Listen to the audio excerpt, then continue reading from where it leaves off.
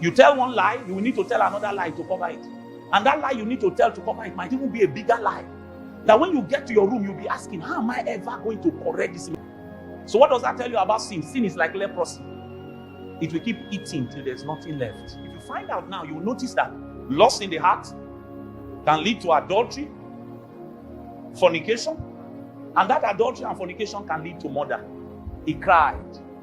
He said, my biggest pain is that so number of women have aborted children for me.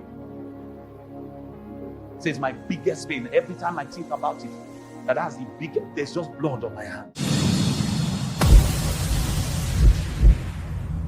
The message you're about to hear is not just a random word, but a message directly from God to heal, transform, and deliver you. If you know how the court of heaven works, you'll find out that blood is powerful, it's a witness. Blood is a witness.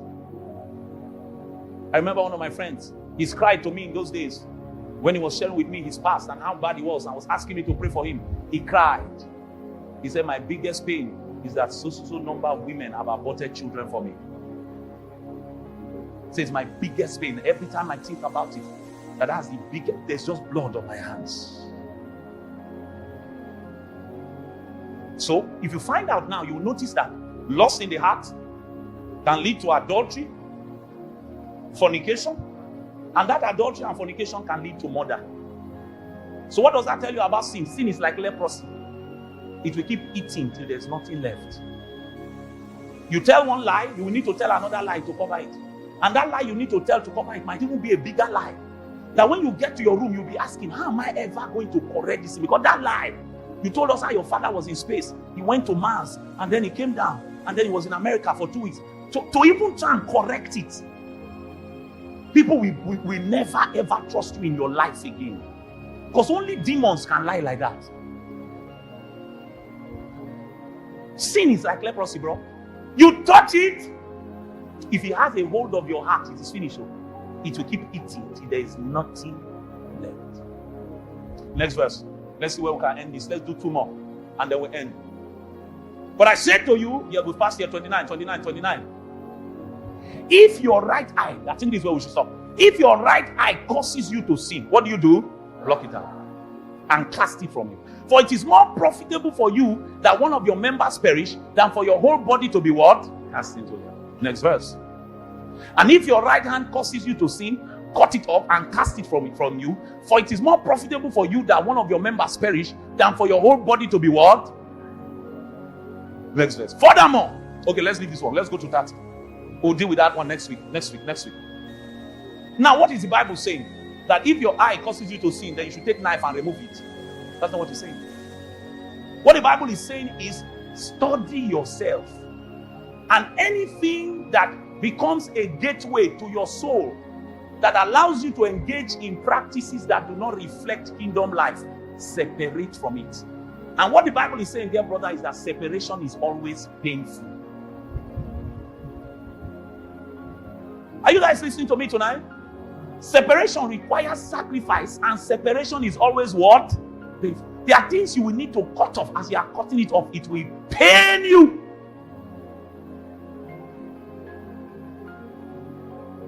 Some of us are in church now. The Holy Ghost has been clear to you what your problem is. That is this thing that's not allowing you to grow. But you know what? You're always thinking about the pain you will suffer if you cut it off. For some, it's a relationship. I remember years ago, when I was still in a denomination, I was heading the drama group of the youth body for the entire headquarters. I was heading the drama ministry. So there was a lady in our midst. I was not seeing her for a while. I went to look for her everywhere, What's happening? Very good actress. Why are you not coming? Then one day, she showed up in rehearsal, and then I asked her, where have you been? She said, well, challenges here and there. Then she threw it in her boyfriend. I said, boyfriend? Say yes, that the challenges were so much, she had to pack and go and stay with the boyfriend, that she's now living in the boyfriend's house. Coincidentally, this boyfriend, I knew him. She now even told me his name, that he works under me. I was working in the field at that time. So I knew him. And I said, you're living in his house? And you're his sister, you're a Christian sister. These were her words. She said, if I leave his house, who will take care of me? Parents not available. Nobody to take care of her school. Nobody to take care of her feeding. So she felt that the only way to survive was to go and stay in the boy's house. And that day, I spoke to her, counseled, told her that this excuse, as nice as it sounds, will not hold water when you stand before Jesus. You know the problem? People don't like to suffer pain. I told her, leave his house, pack. Otherwise, you can't act here or pack. Even though there were tears in her eyes, there was no will. The question was, who will take care of me? When we walk with the Lord in the light of his word, what a glory he shared on our way. When we do his good will, he abides with us still, and with all who will trust and flow.